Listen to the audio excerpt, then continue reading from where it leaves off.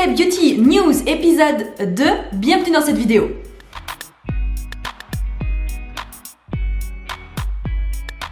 Toutes les nouveautés make-up et skincare dans les cosmétiques coréens, c'est dans ma saga K-Beauty News. Puisqu'on est à l'épisode 2, vous l'aurez deviné, il y a forcément un épisode 1. Je le mettrai en barre d'infos si vous voulez le retrouver, puis de toute façon il est sur ma chaîne. Au programme de cette vidéo, 3 chapitres. Dans la première partie, on va parler des nouveautés make-up et dans la deuxième partie des nouveautés skincare et dans la dernière partie, c'est ce que j'appelle les news mystères. C'est en gros des petites infos sur ce qui se passe dans l'industrie cosmétique qu'il faut savoir. Plus je vais vous parler d'une marque K-Beauty que je connaissais pas du tout avant et qui a l'air vachement intéressante, donc restez branchés. Si vous aimez la saga K-Beauty News et que vous voulez un épisode 3, n'hésitez pas à liker cette vidéo et à vous abonner, et moi je vous laisse avec le make-up.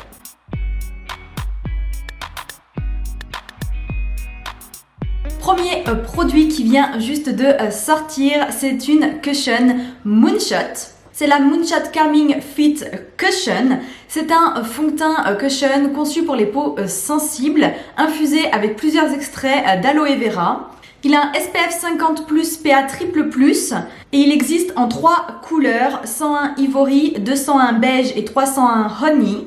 Dans les cosmétiques coréens, c'est très régulier qu'on ait 3 couleurs, quelque chose comme ça de teinte. Malheureusement, c'est comme ça, voilà. Il n'y a pas beaucoup de diversité dans les teintes de fond de teint dans les cosmétiques coréens, sauf dans quelques marques évidemment, mais la plupart du temps, c'est quand même assez restreint. Le packaging de cette cushion Moonshot est absolument magnifique, un dégradé comme ça de vert et de rose, c'est très beau. C'est fait partie de ces fameuses cushions Moonshot dont j'ai déjà fait les revues sur ma chaîne, qui sont avec des packagings de folie. Blackpink, Lisa a été égérie d'une de ces cushions. Bref, j'avais testé, beaucoup aimé, et là ils nous sortent la version pour les peaux sensibles, très intéressant. Donc d'après Moonshot, cette cushion est censée hydrater, apaiser, avoir un effet seconde peau, donc quasi être imperceptible. Et par contre, la couvrance n'est pas précisée, mais d'après les photos que j'ai vues de la campagne sur les mannequins, etc., ça n'a pas l'air très couvrant, mais j'ai pas testé, donc je m'avance pas trop là-dessus. En ce moment, dans les cosmétiques coréens, il y a une grande tendance pour les produits conçus pour les peaux sensibles, tout ce qui est calming quelque chose, donc apaisant. Vraiment, on a beaucoup de produits qui sortent dans la skincare et dans le make-up avec des propriétés apaisantes. Ça va être à l'aloe vera, ça va être à la cica, voilà, on retrouve ce genre d'ingrédients. Moonshot ne fait pas exception, et maintenant on a la Moonshot Calming Fit Cushion. Second produit make-up à sortir d'une marque dont je ne vous ai jamais parlé sur cette chaîne, que je n'ai jamais testé, mais le produit est quand même vachement intéressant. Il m'a beaucoup attiré quand je l'ai vu, les photos, donc je me suis dit que j'allais l'intégrer dans cet épisode de K-Beauty News. C'est de la marque Feve, F-E-E-V. J'espère que ça se prononce bien comme ça, mais ça semble assez logique. Et c'est le Hyper Fit Color Serum. C'est un produit de 20 ml multi-usage. Il peut servir pour les lèvres, mais aussi pour les joues. Donc on est dans ce genre de produit assez fluide qui est très versatile. Il existe en 4 teintes: orange corail, rose et rouge. La particularité de ce produit par rapport à tous les produits versatiles qui peuvent sortir, c'est que celui-ci il a une texture dont je ne vais pas pouvoir vous traduire en français ce que ça donne parce que je n'y arrive tout simplement pas. Mais en anglais, la marque parle de texture Water Serum Texture. Donc on a quand même quelque chose de très liquide. À voir, à tester, pourquoi pas. Ça me tente pas mal, mais c'est pas trop donné non plus. Donc voilà, en plus j'ai jamais testé Feve, donc ça pourrait être l'occasion. Je ne sais pas si je craquerai. En tout cas, c'est vachement intéressant. Ah, et au niveau du fini, clairement on est sur un fini très naturel, très lumineux, mais c'est assez classique pour ce genre de produit. Bon, à partir de maintenant, on va passer à un marathon de palettes pour les yeux, parce qu'en ce moment, dans les cosmétiques coréens, c'est la folie des palettes pour les yeux. Toutes les marques, enfin toutes, j'exagère quand même, mais beaucoup de marques sortent des palettes pour les yeux. J'hallucine. On va commencer par la seule et unique marque, la première qu'on connaît quand on regarde les cosmétiques coréens, Etude House. Enfin, Etude. Si vous avez loupé l'épisode 1 de K-Beauty News, vous avez loupé le fait qu'Etude House ne s'appelle plus en fait Etude House, mais s'appelle Etude tout court. Voilà. Etude sort une nouvelle palette, c'est la Autumn Closet palette. C'est donc une palette qui est plutôt tournée pour la période de l'automne, comme son nom l'indique, et donc on est dans des couleurs qui vont pas être très surprenantes. On a au total 10 fards à paupières avec des tons plutôt froids quand même. On a des mats et on a des irisés. Au visuel, j'ai vu 3 irisés et le reste de mats, mais j'ai pas vu la palette en vrai, donc je peux pas vous confirmer ça à 100%. Et sur les sites où j'ai été, c'était pas précisé le nombre d'irisés et le nombre de mats, donc bon, je devine. Et d'après études, c'est une palette nude qu'ils ont intitulée Mute MLBB. Ce qui me fait très rire parce que MLBB à la base c'est My Lips But Better, donc pour dire que ce sont des couleurs qui sont nude mais qui rehaussent le teint quand même. Donc ils appellent ça MLBB avec lips au milieu, ça me fait rire, enfin c'est juste une appropriation, ils ont dérivé le terme en fait. Donc pourquoi pas, mais ça donne une idée de ce qu'ils veulent faire de cette palette. Alors est-ce que je la trouve particulièrement belle? Non, pas vraiment. Après, je suis pas une grande fan des tons froids aussi, mais je dois reconnaître qu'en ce moment, Etude sort beaucoup de palettes depuis le début 2021 et j'ai pas encore été attirée par une seule palette sortie. Je sais, c'est un peu trash, je dis comme ça, mais franchement, je trouve qu'ils se renouvellent pas trop, ils ont un peu du mal à innover. Après, c'est mon avis personnel, mais là, on a une palette vraiment de tout ce qu'il y a de plus classique qui existe déjà chez d'autres marques. Voilà, c'est pas de la grosse innovation. En plus, vous regarderez les swatchs que je vais vous mettre là à l'écran, mais on n'est pas non plus sur une pigmentation folle, on est sur une bonne vieille traditionnelle pigmentation à la coréenne. Ça veut pas dire que les fards sont nuls, hein. Les fards coréens ont d'autres avantages qu'une forte pigmentation, mais ça me donne pas envie quoi. Les swatchs me vendent pas du rêve, on va dire. Donc sur le site officiel Etude, la palette est vendue à 28,80 $. J'ai été sur un convertisseur de monnaie, donc je peux vous dire que ça fait environ 24 €. On passe chez Peripera et dans la collection All Take Mood. Chez Peripera, All Take Mood, c'est une collection de palettes qui sont linéaires comme ça, donc une seule rangée de 8 fards à paupières. Je vérifie mais je vous dis pas de bêtises, voilà, c'est bien 8 fards à paupières. J'ai jamais testé ces palettes. Mais c'est une collection qui est vraiment populaire quand même. Certaines des palettes sont apparues dans une vidéo très récente de Tati Westbrook et elle en a dit du bien. Donc bon, c'est quand même pas non plus si courant qu'une youtubeuse américaine dise du bien de la K-beauty. Donc voilà, ça m'a convaincue de me dire peut-être qu'il faudrait que j'y regarde de plus près, on va dire. Et donc là, ils sortent dans la All Take Mood série, ils sortent une nouvelle petite palette qui est franchement très jolie. C'est la Better Carrot Ing palette. Donc on est plutôt sur une palette avec des teintes orangées chaudes. En total, 8 fards à paupières, dont 2 irisés d'après les visuels. Ce qui nous fait que au total, la All Take Mood gamme de Peripera comprend 8 palettes. C'est quand même pas mal, il y en a à peu près pour tous les goûts. Je vais vous les montrer, là vous allez voir, mais vraiment il y a une belle diversité de palettes. Encore une fois, on est sur une palette qui vaut plutôt pour l'automne. Hein. Là les marques sont en train de nous sortir leur collection d'automne. Donc on n'a pas des couleurs qui sont phénoménales. Après on est dans la K-beauty et c'est vrai que les teintes qui plaisent le plus sont quand même les teintes nude, hein. Faut pas se mentir. Et donc cette palette est vendue à 22 $ l'unité sur le site officiel du club Clio et ça fait 19 € à peu près. De toutes ces petites palettes de la collection All Take Mood, franchement c'est la 6 qui me plaît le plus. Je trouve que c'est la plus originale, la plus jolie et les fards pailletés ont l'air d'être beaucoup plus intéressants dans cette palette là. Donc voilà, si je craque ce sera plutôt sur celle-ci, mais les autres sont quand même aussi très jolies. On est quand même, voilà, on est sur des teintes assez classiques on va dire. Dernière marque qu'on va traiter dans cette catégorie make-up, c'est la marque Clio.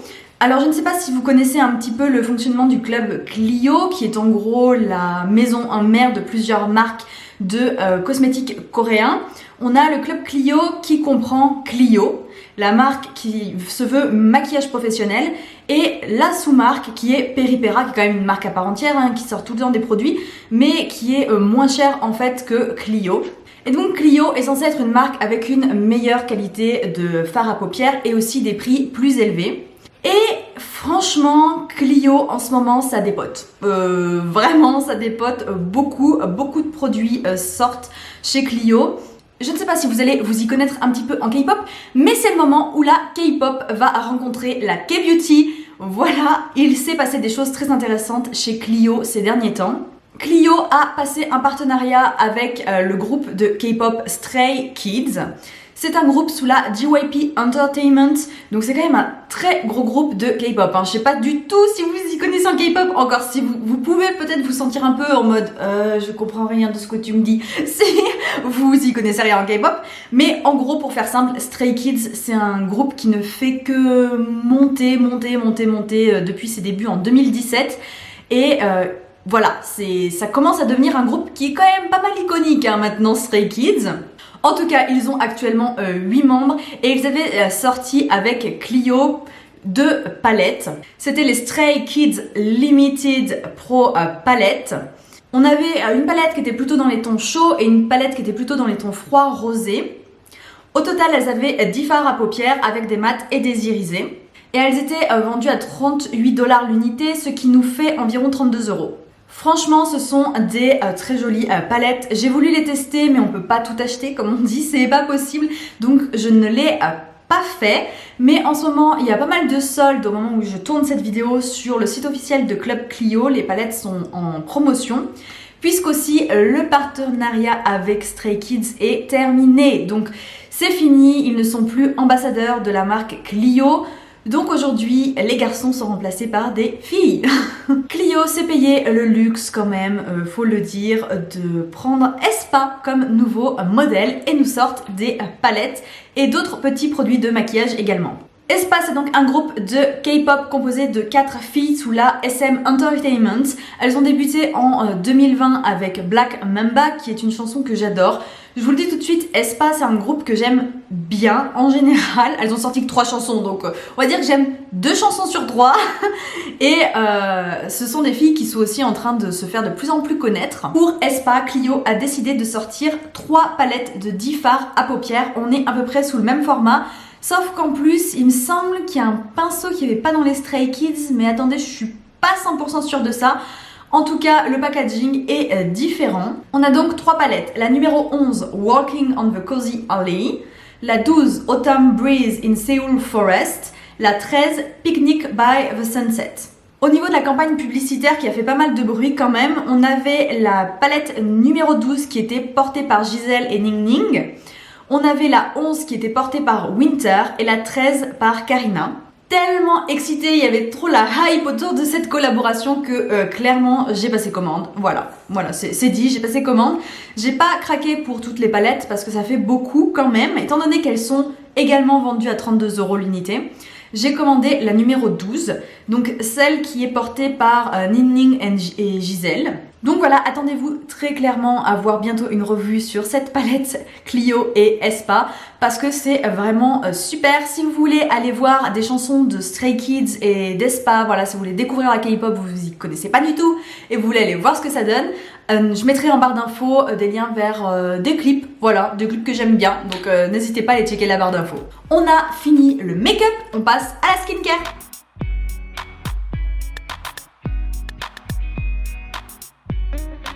Alors comme pour le make-up en skincare, clairement c'est pas exhaustif ce que je suis en train de vous faire parce qu'il y a trop de sorties et trop de marques à suivre à droite, à gauche. Surtout que vous savez que la skincare coréenne c'est quand même un marché qui est énorme. Donc voilà, j'ai sélectionné quelques nouveautés qui me paraissent pas mal, qui me tentent plutôt pas mal. Voilà 2 marques que j'ai testées ou qui me tentent de façon générale. Donc voilà, j'espère que ça vous plaira. On passe tout de suite au premier produit. Enfin, je devrais dire plutôt la première marque puisque c'est Goudal qui nous a sorti 2 nouveaux produits dans une nouvelle gamme. Goudal, j'en ai déjà fait une revue sur cette chaîne YouTube ou sur mon blog, je ne sais plus, je crois que c'est sur mon blog uniquement. Mais en gros, Goudal, c'est une marque de skincare qui est sous le club Clio, voyez-vous, typiquement. Clio, il y a Clio, Peripera, Goudal et encore d'autres marques. Et donc Goudal avait une gamme à la Green Tangerine, Vita C, vitamine C, donc toute une gamme à la vitamine C, c'était trop bien. Franchement, c'est parmi les produits de skincare que j'ai le plus aimé ces derniers temps.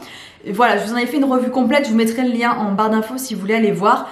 Mais là du coup, quand j'ai vu qu'il sortait une nouvelle gamme, d'autres choses, je me suis dit, ah c'est pas mal quand même. Cette nouvelle gamme, c'est la Apricot Collagène, dite collagène parce qu'en fait elle utilise du collagène d'abricot. Il y a 2 produits de sortie pour le moment. le Youth Firming Ampoule, donc une ampoule qui vise à redonner de l'élasticité à la peau, et la Youth Firming Cream, la même chose mais en version crème de jour. Tous ces produits sont 100% vegan et tous les deux comportent 70% d'extrait d'abricot coréen, donc production uniquement coréenne. Le produit de l'ampoule c'est 39 $, ça fait à peu près 33 €, et le prix de la crème c'est la même chose, 39 $, soit à peu près 33 €. Deux produits qui ont l'air pas mal mais que j'ai surtout mis dans cette vidéo parce que j'avais beaucoup aimé ce qu'avait fait Goudal auparavant. Donc là c'est assez intéressant. Pourquoi pas tester un de ces quatre? Je ne sais pas, j'ai déjà encore beaucoup de skincare à vrai dire, donc c'est pas dit que je craque dessus. Mais voilà, je trouvais ça super intéressant de vous en parler. Plus tôt dans cette vidéo, je vous parlais de cette tendance, cette grande vague en Corée du Sud de produits calmants qui est en train de sortir sur le marché de la skincare et du make-up. Et Pyang Kang-yul rejoint le mouvement. Plusieurs produits dans la gamme qui s'appelle Calming. Tout simplement, on veut dire, là c'est assez facile de comprendre à quoi sert la gamme. Donc on a un toner pad, un sérum, une mousse nettoyante, une brume et une crème hydratante. La crème hydratante, c'est celle dont je vais vous parler aujourd'hui, mais je vous montre aussi d'autres produits à l'écran de cette gamme. Pour le coup, dans cette crème hydratante, on a des extraits de Centella asiatica, mais aussi de karité, entre autres. Et c'est un pot de 50 ml pour la crème qui est formulée avec des ingrédients certifiés EWG Green Grade. Donc vraiment c'est presque, j'ai envie de vous dire, prometteur d'une bonne composition. Le prix de la crème, je l'ai trouvé que sur YesStyle pour l'instant il me semble, mais c'est à 17,20 €. Prochaine marque c'est Cosrx qui nous a sorti une nouvelle gamme de produits pour les lèvres. Dans les cosmétiques coréens, les soins de lèvres les plus connus, les plus réputés, c'est ceux Laneige.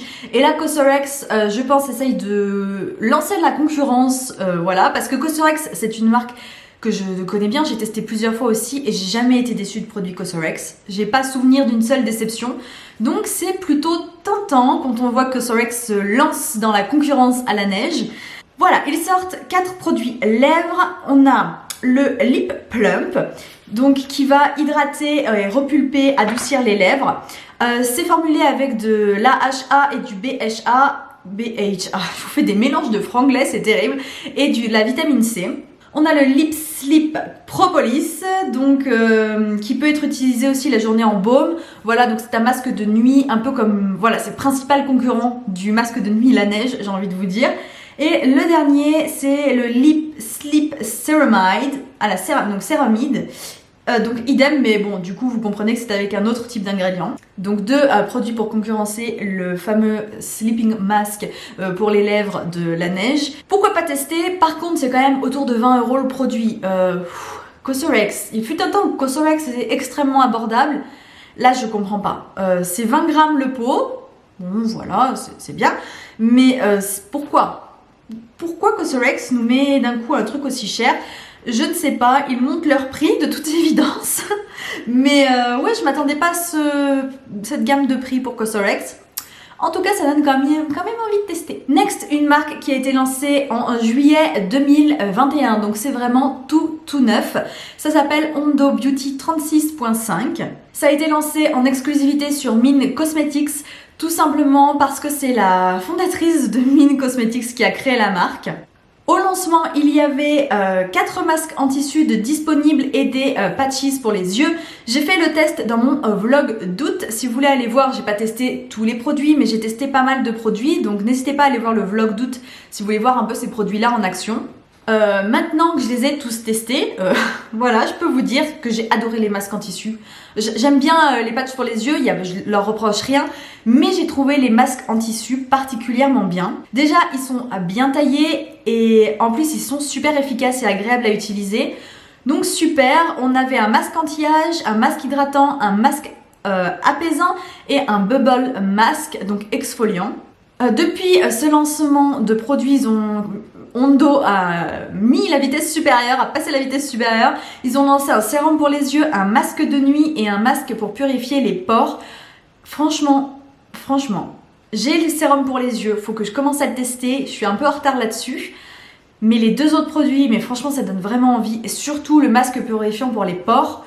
Et du coup c'est tout pour la skincare. Je sais c'est un petit peu court, mais si je commence à continuer et à rajouter des trucs, franchement on n'est pas sorti, je sais pas dans combien de temps on est encore là. Surtout qu'il nous reste les news mystères et on y passe tout de suite.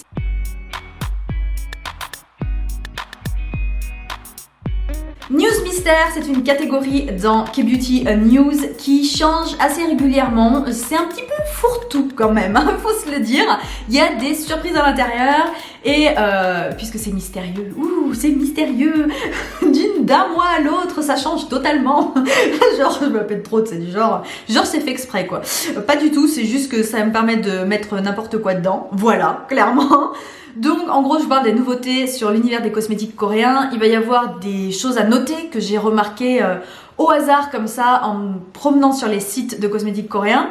Il va y avoir des sorties de marques, il va y avoir des marques à regarder de plus près ou des produits que j'ai adoré et dont je vous ai pas encore parlé ni sur Instagram, ni sur blog, ni sur ma chaîne YouTube. Donc voilà ce qui me semble intéressant. Et la première chose qui me semble intéressante, et là je vais parler aux fanatiques de K-Beauty de la première heure, de quand ça a commencé à percer en France il y a 10 ans. Oh oui, vous êtes de mon côté parce qu'on est aussi vieux que ça si vous regardez cette vidéo. Voilà, on peut se soutenir parce qu'on commence à prendre de l'âge, faut se le dire. C'est la marque Picasso. Alors, est-ce que vous connaissez Picasso? Parce qu'aujourd'hui, on n'entend plus du tout parler, mais plus du tout. Et pourtant, quand j'ai commencé à regarder les cosmétiques coréens, Picasso, c'était la marque de pinceau pour le visage coréenne qui était super hype, clairement, et introuvable en plus, qui rajoutait de la hype à la marque, quoi, puisque c'était impossible de se procurer les produits. C'était surtout hype parce que c'était Pony Makeup, Pony Syndrome, qui utilisait ces produits dans ses vidéos. Je vous ai retrouvé un extrait d'une vidéo qui date de 3-4 ans, quelque chose comme ça, où elle utilise encore des pinceaux Picasso. Et après, elle a arrêté. Alors, je ne sais pas ce qu'il y avait dans les coulisses. Est-ce que juste elle aime plus? Est-ce qu'en fait il y avait un partenariat derrière et on ne savait pas? Je ne sais pas. En tout cas, désormais, Picasso est accessible en France puisque c'est disponible sur Beauty Box Korea. Le seul point négatif de ces pinceaux, c'est qu'on est quand même sur du professionnel. Hein. C'est pas n'importe quoi comme pinceau. On est sur du 30$ l'unité. Voilà, ça fait mal quand même. Mais bon, il y a quand même assez régulièrement des soldes sur Beauty Box Korea. C'est un site qui fait pas mal de réductions en permanence. Donc, ça donne envie de tester au moins une fois parce que je suis un peu nostalgique. Mais c'est vrai que c'est assez cher. Et l'autre désavantage, c'est que c'est sur Beauty Box Korea. J'ai envie de vous dire. Je sais pas si vous connaissez, mais je suis pas une super grande fan de ce site de cosmétiques coréens parce que les frais de port sont très élevés. Donc bon... En tout cas, ça fait plaisir de voir que Picasso est accessible. Si vous êtes aussi nostalgique comme moi et que vous voulez juste aller faire un tour ou même carrément craquer, je vous mettrai le lien en barre d'infos. Et là, quelque chose que j'ai découvert mais par le plus total des hasards, Pyongyul est disponible sur Nocibe. Alors n'allez pas dans l'onglet marque sur Nocibe, à P et vous cherchez Pyongyul dans la liste, ça n'y est pas. Alors je ne comprends pas, ça n'y est pas du tout. Donc il faut taper dans Google ou votre moteur de recherche XY Pyongyul Nocibe et vous tombez sur la page sur Nocibe. Et il y a quand même pas mal de produits disponibles, c'est les vieilles collections, les fameuses collections avec les packaging bleus que je vous disais, qui sont toujours d'actualité, hein, toujours vendues ailleurs, c'est pas du tout des fins de stock ou quoi que ce soit, enfin c'est peut-être des fins de stock mais c'est pas discontinué, c'est ça que je veux dire. Et du coup voilà, les prix sont assez raisonnables par rapport aux autres sites de cosmétiques coréens en France.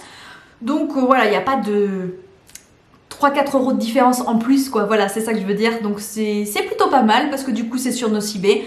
Donc voilà, petite nouvelle que je voulais vous glisser au passage. Tant que j'y suis dans les nouveautés, je vais vous parler d'un nouvel e-shop de cosmétiques coréens basé en France avec des usines, pas du tout, pas d'usines, des entrepôts en France qui a ouvert au printemps 2021, il me semble, c'est Jasmine. J'ai déjà fait une collab avec eux pour les aider pour leur lancement. Voilà, en gros, ils m'ont envoyé gratuitement des produits, puis moi je devais juste vous montrer ce qu'ils m'ont envoyé.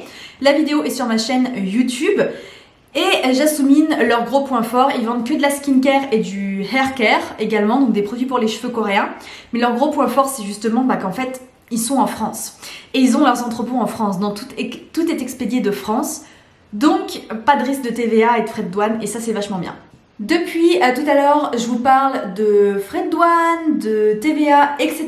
C'est parce qu'il y a eu des changements dans la législation européenne depuis le 1er juillet 2021. Je ne sais pas si vous avez vu l'info passer, mais il y a du gros changement. Depuis le 1er juillet 2021, tous les produits qui sont en provenance de pays autres que ceux de l'Union européenne sont soumis à la TVA, même sur des valeurs très faibles. L'objectif de cette loi européenne, c'est de rééquilibrer la concurrence et clairement c'est du protectionnisme en faveur des pays de l'Union européenne. Je suis pas là pour critiquer la mise en place d'une loi, ça c'est de la politique, chacun en fera ce qu'il veut. Moi je vais vous parler de la K-Beauty et de ce qui a été mis en place par les boutiques internationales et françaises pour que le consommateur ne se détourne pas de la K-Beauty. Puisqu'évidemment quand on parle de K-Beauty et qu'on va passer commande sur YesStyle, Stylevana ou un autre e-shop de cosmétiques coréens international, voire même français, à partir du moment où ils les expédient à partir de Corée du Sud ou de Hong Kong, par exemple, parce que c'est souvent comme ça, eh bien, le consommateur doit payer une TVA puisque le produit que le consommateur a acheté vient d'un pays autre, la Corée du Sud ou Hong Kong, autre pays que la France ou qu'un autre pays de l'Union européenne. Donc c'est quand même un peu embêtant puisqu'évidemment on parle de K-Beauty, donc les produits sont fabriqués en Corée du Sud, généralement tous made in Korea. Donc clairement, pour la K-Beauty, c'est un gros problème, cette nouvelle loi sur la TVA. Alors, du coup, il y a deux possibilités quand vous passez commande sur un site de cosmétiques coréens, français ou international. Soit vous tombez sur un site où la TVA est incluse au moment du paiement, soit la TVA n'est pas incluse sur le site internet et donc vous la payerez à la réception du produit. Là, c'est l'entreprise qui va vous envoyer le produit. Moi, je vais vous parler de la poste parce que bon, ça peut arriver avec la poste. Donc la poste, typiquement, c'est à la poste que vous devez régler le frais de TVA. Donc c'est très bien expliqué hein, sur le site de la poste française. Donc n'hésitez pas encore une fois à les checker. Puis de toute façon, à ce que j'ai compris, d'après ce que j'avais eu comme flyers sur cette question, c'est la procédure à expliquer quand on nous demande de payer le TVA. Voilà. Bon, clairement, le mieux, c'est de pas avoir de mauvaise surprise à la réception et c'est de trouver des sites qui incluent la TVA au moment de payer. Et là, on a YesStyle qui fait ça, on a Stylevana. Qu'est-ce qu'ils nous disent encore Tester Korea et Style Korean, franchement c'est deux gros sites aussi de cosmétiques coréens et là c'est pas clair du tout et moi j'aime pas trop quand c'est pas clair du tout, j'ai pas tout trouvé donc bon voilà. Et ensuite je vais vous donner des exemples de boutiques françaises. L'avantage quand vous vous tournez vers des boutiques françaises c'est que souvent certaines ont fait comme Jasmine le choix d'avoir des entrepôts en France. Donc ils se débrouillent eux avec les histoires de TVA, c'est leurs histoires, c'est pas aux consommateurs de regarder ça. Et comme vous achetez sur quelque chose qui est basé en France, vous recevez un produit qui est envoyé de France, bah en fait vous payez pas de TVA en fait. Donc c'est Jasmine, Nyasha aussi parce que Nyasha c'est envoyé de Pau. Bref, en tout cas je pense vous faire une vidéo plus dédiée à cette histoire de TVA si ça vous tente. Voilà, n'hésitez pas à mettre un petit commentaire pour me dire si vous voulez, comme ça je vous fais vraiment un truc super complet, tel site dit ça, tel site dit ça, tel site dit ça et comme ça vous pouvez vous y retrouver super facilement. Et je termine cette vidéo avec la marque à découvrir, une marque que j'ai découverte totalement par hasard en traînant sur YesStyle, c'est Ingredients. C'est une marque de skincare qui propose des produits vegan, cruelty free et avec des packaging 100% éco-responsables. Ça m'a intriguée cette marque Ingredients. Bon déjà c'est une type de marque de skincare que j'aime bien, philosophie qui me semble vraiment intéressante. Mais ce qui m'a surtout intriguée, c'est la présentation de la marque. J'ai jamais vu quelque chose d'aussi minimaliste. Plutôt, je vous disais, Pyongyang nous fait quelque chose de minimaliste, mais là, c'est battu. Clairement, c'est tellement minimaliste que ça en devient bizarre. En fait, vraiment, moi, sur la page YesStyle, si je lis pas le nom du produit, je sais pas dire ce que c'est le produit. Tous les produits se ressemblent, mis à part la forme de la bouteille. Voilà. En tout cas, ce qui m'a attiré l'œil, peut-être parce que c'est la tendance en ce moment, c'est la Deep Calming Cream, donc à la Centella Asiatica pour les peaux plutôt sensibles et ça vient apaiser.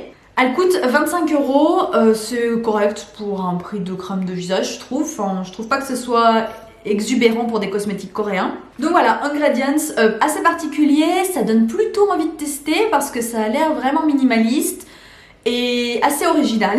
Voilà, donc je voulais vous partager, que vous alliez voir si vous voulez regarder d'un peu plus près ce que la marque présente, mais c'est assez intéressant, surtout que c'est pas non plus trop cher, même si c'est pas non plus donné, c'est plutôt intermédiaire. C'est terminé. J'espère que cet épisode de K-Beauty News vous aura plu. N'hésitez pas à me laisser un commentaire avec les trucs que vous avez découverts récemment. Si vous voulez voir quelque chose sur la TVA, dites-moi, il n'y a pas de souci. Et moi, je vous retrouve de toute façon très bientôt pour de nouvelles vidéos K-Beauty, notamment dès que je reçois la palette Espa et Clio, direct vous aurez une revue.